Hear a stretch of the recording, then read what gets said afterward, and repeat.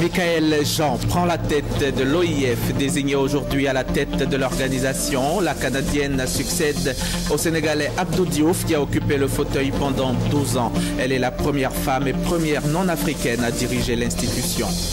Dans cette édition, on parlera également du lancement des travaux de réhabilitation de la route Ferkessédougou-Wangolo, longue de 46 km. Le coup d'envoi des travaux qui vont durer 18 mois a été donné par le Premier ministre Daniel Kablan-Duncan. Et puis, en Égypte, la colère gronde après l'abandon des accusations contre l'ancien président Hosni Moubarak. Vous le verrez également dans ce journal. Voilà, bonsoir mesdames et messieurs, merci de nous rejoindre sur RTI 1. L'OIF a un nouveau visage. Depuis ce soir, sa nouvelle dirigeante est connue. Son nom, Michaël Jean. Elle est canadienne et a été désignée aujourd'hui comme secrétaire générale de l'Organisation internationale de la francophonie. Au terme du 15e sommet de l'organisation en présence de plusieurs chefs d'État, dont le président Alassane Ouattara. Michaël Jean succède ainsi à Abdou Diouf qui a occupé le poste pendant 12 ans. Michaël Jean, cette ancienne journaliste de 57 ans, est donc la première femme à diriger l'OIF. Reportage. Trouver un successeur à Abdou Diouf, c'était le principal enjeu de ce 15e sommet de la francophonie. Et c'est la Canadienne Michaël Jean qui l'emporte. À 57 ans, l'ex-gouverneur général du Canada, d'origine haïtienne, est la nouvelle secrétaire générale de l'OIF. C'est la première fois qu'une femme dirige la francophonie. Cet automne, nous l'avions rencontrée à Paris. Elle disait vouloir défendre le français, bien sûr, mais aussi les droits de l'homme.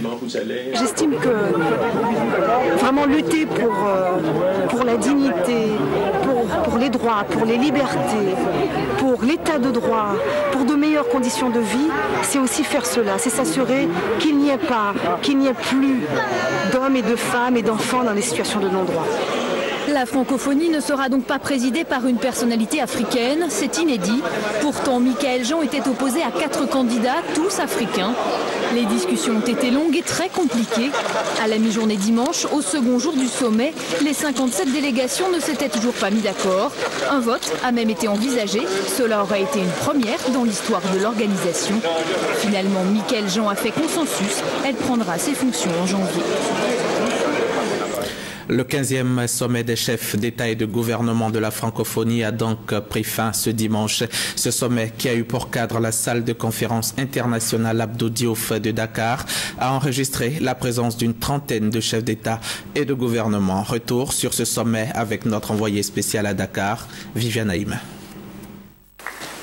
Michaël Jean, 57 ans, canadienne d'origine haïtienne, ancienne gouverneure générale du Canada, une fonction équivalente à celle de chef d'État. C'est elle qui succède à Abdou Diouf au poste de secrétaire général de l'OIF, l'Organisation internationale de la francophonie, pour un mandat de 4 ans renouvelable. Elle a été élue par consensus au cours de la délibération à huis clos des chefs d'État.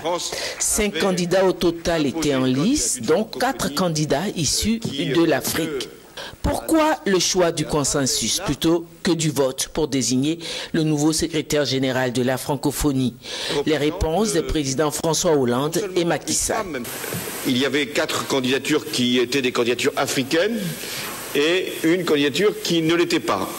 Même si nous avons relevé que Mme Jean étant d'origine haïtienne, d'une certaine façon, elle est aussi africaine.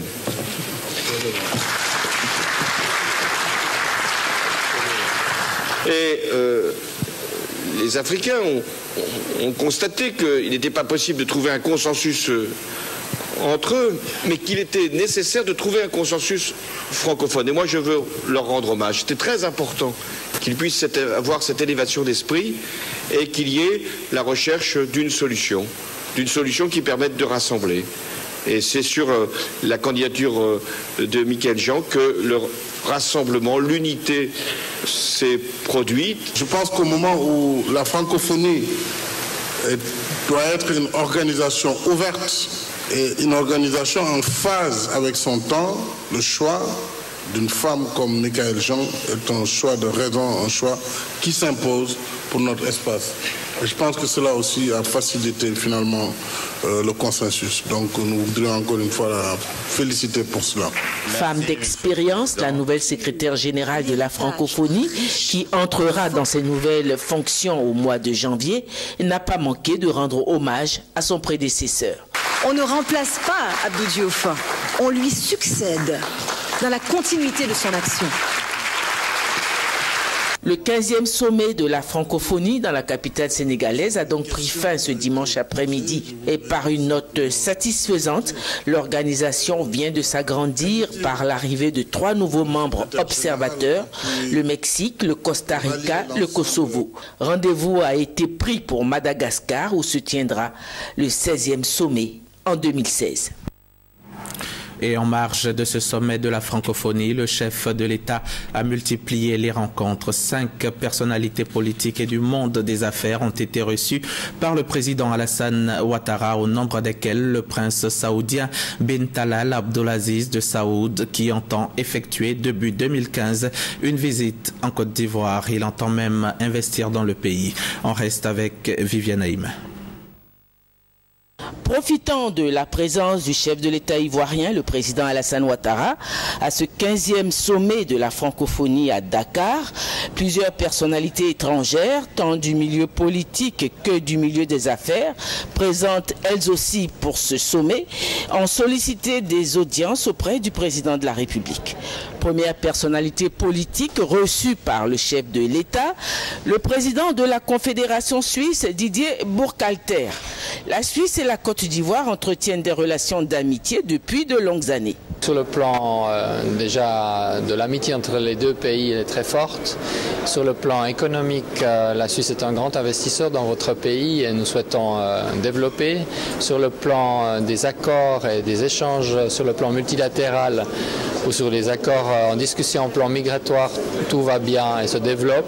Je dirais que c'est une excellente relation et que nous voulons encore la fortifier à l'avenir. Reçu également par le président de la République, le président de la République de Maurice, Raj Kessiour Puriag, venu présenter au chef de l'État ivoirien le candidat de son pays à l'élection au poste de secrétaire général de la francophonie, Jean-Claude de Lestrac. On a parlé du développement économique entre les deux pays, la République de Maurice et Côte d'Ivoire. Et nous sommes sur la même longueur d'onde, sur le processus du développement, sur la croissance économique, la création des emplois et aussi nous avons parlé de la candidature pour la succession du président de Abou. Le Premier ministre d'Égypte, Ebrahim Malab, a lui aussi été reçu par le président de la République. L'Égypte compte au nombre des pays qui ont de bonnes relations avec la Côte d'Ivoire. Le Premier ministre égyptien avait été invité à la pose de la première pierre du pont Henri Konan Bédié. Le Premier ministre, chef du gouvernement de la Tunisie, Mehdi Joma, compte au nombre des personnalités politiques reçues par le président de la République. La Tunisie et la Côte d'Ivoire entretiennent également une longue relation d'amitié. Il y a des liens historiques qui nous lient. Nous avons parlé de nos pays respectifs, de la coopération et puis de l'avancement aussi il y a de la transition démocratique en Tunisie, sachant que la Côte d'Ivoire a une bonne expérience, elle a opéré une transition politique, elle est dans la transition économique. Nous venons d'ouvrir le chapitre de la transition économique. C'était très passionnant de discuter et d'échanger sur nos expériences avec Monsieur le Président. Personnalité du monde des affaires, son Altesse le prince Al-Walid bin Talal bin Abdulaziz Al Saoud est le président de Kingdom Holding Company, KHC. Il est un magnat de l'hôtellerie et des médias. Il a été reçu par le président de la République. Après donc le sommet et cette série d'audiences, le président de la République a quitté la capitale sénégalaise Dakar ce dimanche.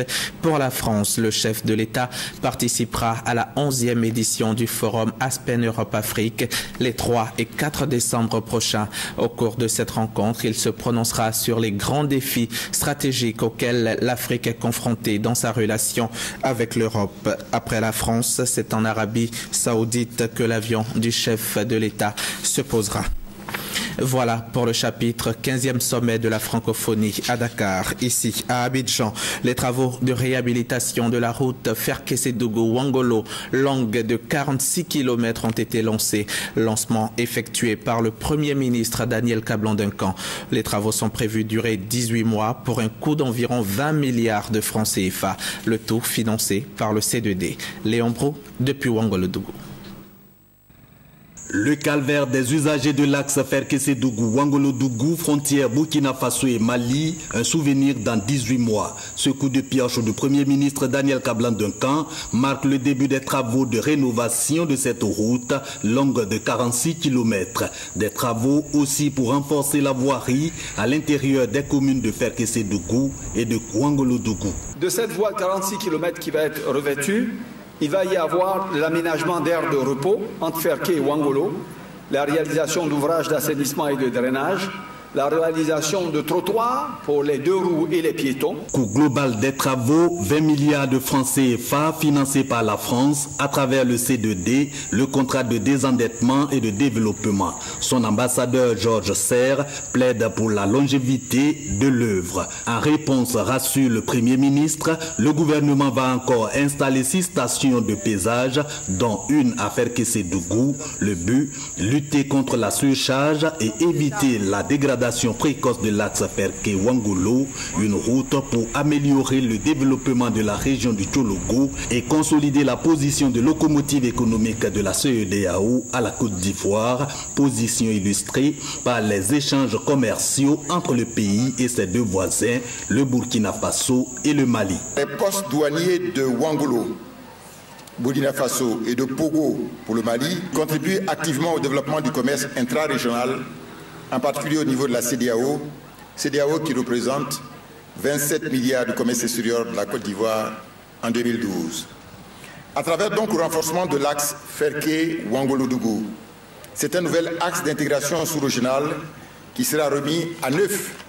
Preuve s'il en est besoin de l'engagement du président de la République de faire de l'intégration sous-régionale une réalité tangible et un axe majeur de sa politique de développement. La réhabilitation de l'axe Ferké-Ouangolo vient compléter la liste des projets mis en œuvre depuis 2012 sous l'impulsion du président de la République Alassane Ouattara pour désenclaver les régions du pays et assurer la relance de leur économie. Elle est donc saluée par les populations du Tchologo, encore que ce projet intervient avant la réalisation prochaine du port sec de Ferké et la réhabilitation du tronçon Ferké-Boaké.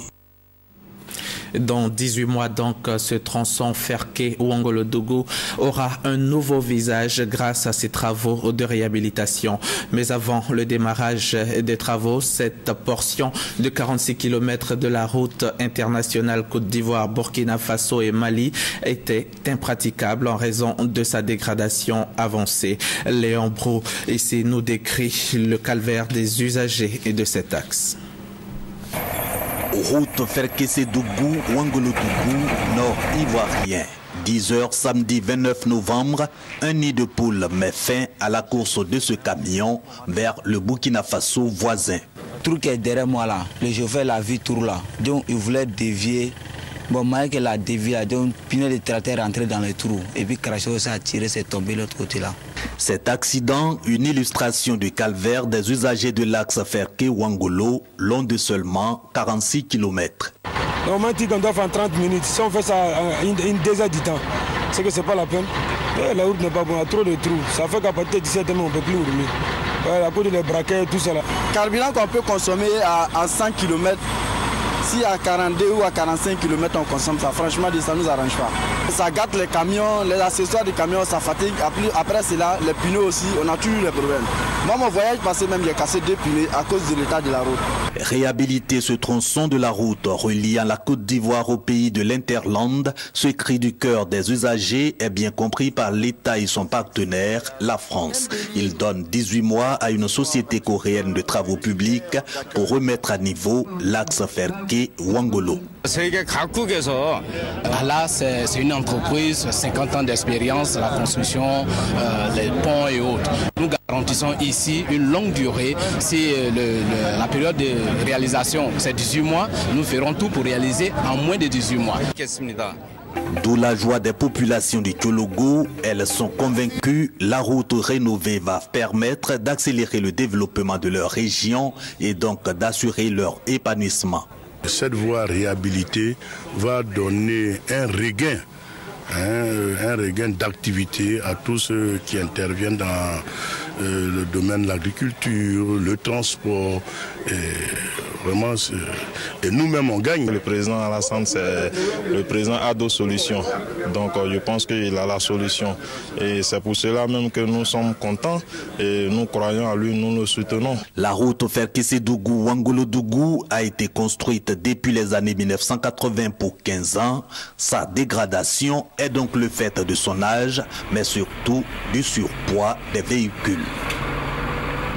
On en vient à cette formation organisée à Abidjan par la Direction générale du Trésor et de la comptabilité publique. Elle a duré 72 heures et portait sur les nouvelles réglementations de l'assurance vie conformément aux recommandations de la conférence interafricaine des marchés d'assurance. Les détails avec Francis Boifo.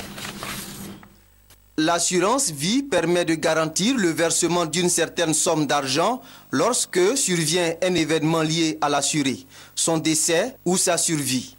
En 2007, la conférence interafricaine des marchés d'assurance CIMA de Douala a pris de nouvelles mesures pour corriger les imperfections constatées dans l'exécution des contrats d'assurance vie. 7 ans après, certaines maisons d'assurance en Côte d'Ivoire peinent à mettre en application les recommandations de la CIMA.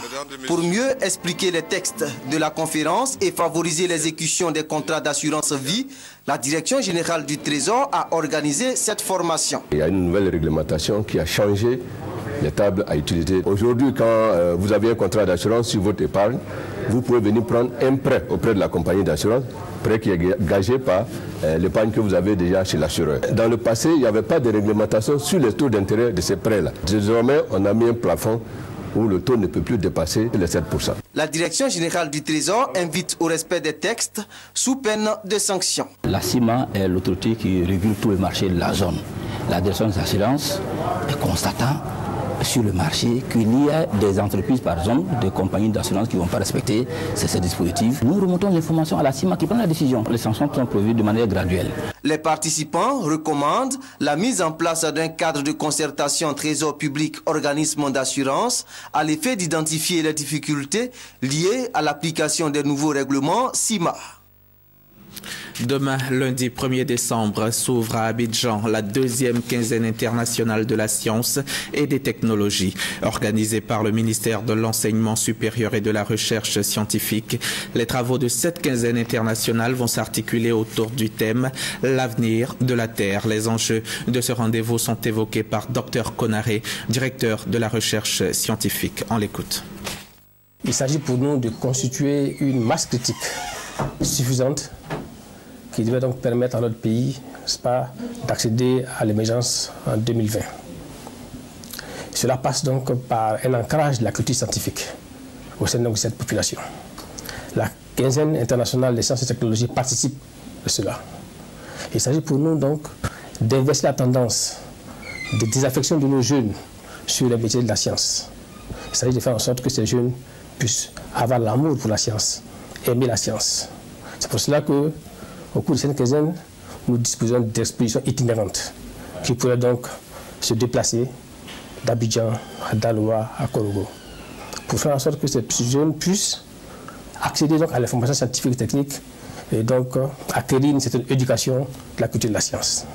Nous allons également ouvrir les portes de nos structures de recherche dans les différents endroits du pays de façon à ce que les populations environnantes puissent accéder à ce qui s'y fait. Le comité national NRBC, la cellule technique du ministère de l'Environnement, a initié un atelier jeudi. Le but est d'élaborer un plan d'action contre les menaces de l'environnement. La structure vise la mise en place d'une politique efficiente de réduction des risques liés aux matières et déchets d'origine nucléaire, radiologique, biologique et chimique. Félix Amani, Grascando. Déchets toxiques, pollution maritime, sachets plastiques, des menaces pour l'environnement et le bien-être des populations. Pour réduire les risques liés à ces matières radiologiques, biologiques et chimiques, un atelier d'élaboration de plans d'action se tient. Nous observons l'émergence de nouvelles crises à travers le monde qui sont liées à l'utilisation de matières d'origine NRBC à des fins de destruction.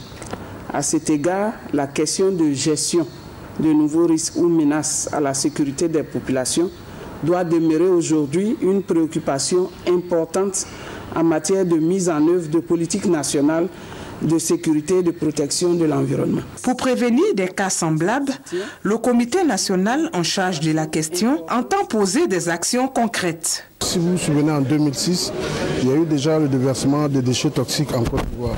Donc l'initiative vise à réduire les risques liés aux matières et déchets d'origine radiologique, nucléaire, chimique et biologique, ainsi que la lutte contre le trafic illicite de dites matières en Côte d'Ivoire. Au terme de 2 jours de travaux qui constituent la dernière séance de révision du plan d'action national 2015, le ministère de l'Environnement, de la Salubrité urbaine et du Développement durable et le comité national vont dégager des stratégies de lutte contre les menaces et risques liés à l'environnement. Le reportage est plutôt signé Guy-Roger Nguesson et Grace Kando. Intéressons-nous maintenant aux activités de la Fédération pour la paix universelle, une organisation mondiale qui prône des valeurs de paix. Elle entend faire de l'humanité une seule famille sous Dieu. En Côte d'Ivoire, la Fédération pour la paix universelle vient d'installer 2 conseils de paix pour atteindre ses objectifs. Serge Coléa. Le message d'amour, d'unité et de cohésion sociale de la Fédération pour la paix universelle pourra être véhiculé plus efficacement à Cocody et à Yopougon. Et pour cause, l'organisation vient d'installer dans ces communes 2 sections. Le Conseil de paix de Cocody, dirigé par Méné Messou, et le Conseil de paix de Yopougon, présidé par Ano Kwao Daniel, tous 2 ambassadeurs de paix. Ils ont pour mission, a indiqué le professeur Bocho Emmanuel, président national de la Fédération pour la paix universelle, de créer l'harmonie entre les peuples, favoriser un monde centré sur Dieu, briser les barrières sociales et promouvoir un développement humain durable. La paix, c'est éviter les conflits et les guerres, la force et la violence pour la résolution des problèmes. Car celui qui est soumis par la force demeure toujours rebelle dans son cœur et est toujours prêt à se venger. Mais celui qui est gagné par l'amour demeure fidèle et reste soumis. Parrain de la cérémonie, le ministre Akobena Kwasi Adjoumani a dit inscrire toutes ses actions politiques et sociales dans la droite ligne des valeurs de paix prônées par la Fédération. Une conférence sur la paix animée par Adama Doumbia a permis aux ambassadeurs de paix de mieux s'imprégner de l'idéal de paix prôné par la Fédération pour la paix universelle. L'investiture des conseils de paix a été ponctuée par la distinction d'une 30aine de nouveaux ambassadeurs de paix. La section ivoirienne de la Fédération pour la paix universelle compte en son sein une centaine de nouveaux et d'anciens parlementaires, tous ambassadeurs de paix. Ils se rencontrent souvent pour échanger sur les questions de cohésion sociale et de politique apaisée. Le comité national consultatif d'éthique du commissariat du 8e arrondissement dans la commune de Cocody vient de tenir sa 11e réunion. Au menu, les questions d'ordre sécuritaire et celles relatives à la vie de la commune. Placide Niaoué, Michel Digré. Il faudrait qu'on cherche à créer un cadre de réflexion, de critique et de cohabitation. C'est pour cela j'ai demandé à ce que chaque commissaire de police de Côte d'Ivoire, il y en a 116, crée ce qu'on appelle le comité consultatif éthique. Dans ce comité, il est question qu'on se retrouve les pharmaciens, les conducteurs, les dames de ménage, les imams, les prêtres, des des étudiants. Ainsi établis sur l'ensemble du territoire national, les comités consultatifs et d'éthique sont à pied d'œuvre dans plusieurs commissariats de police.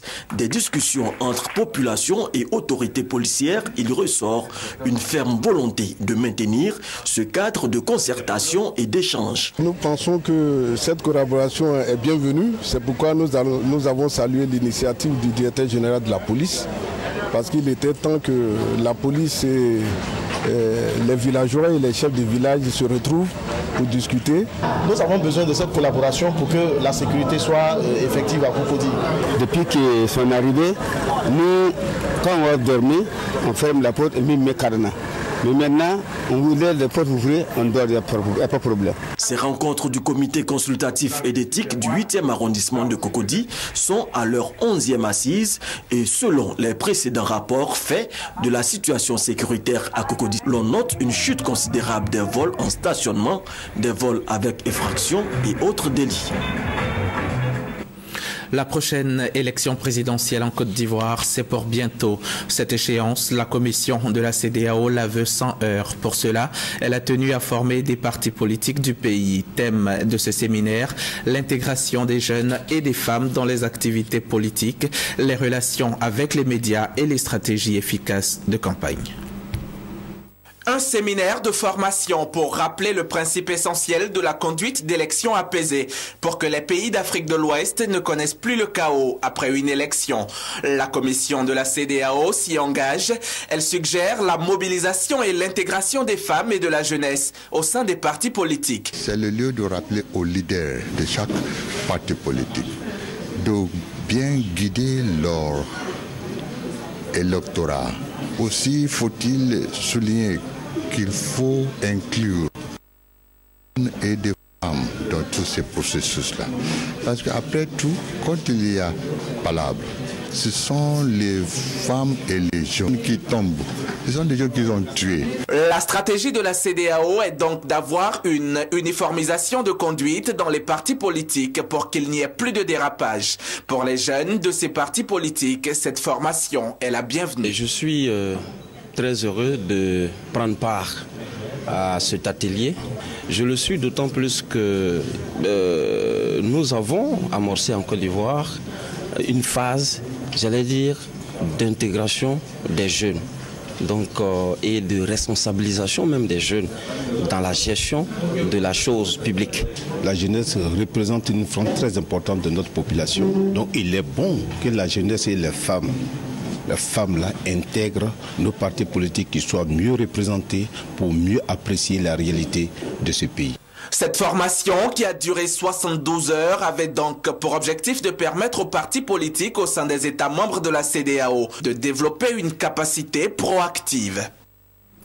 La CEDEAO, toujours, cette fois avec l'UEMOA via des structures spécialisées, veut prévenir et outiller les pays à la gestion des crises alimentaires qui secouent l'Afrique de l'Ouest et le Sahel. Un atelier de concertation a donc eu lieu, un atelier au cours duquel des acteurs ivoiriens ont peaufiné leur stratégie. C'est ce que nous disent Ben Touré et Serge Gongoma.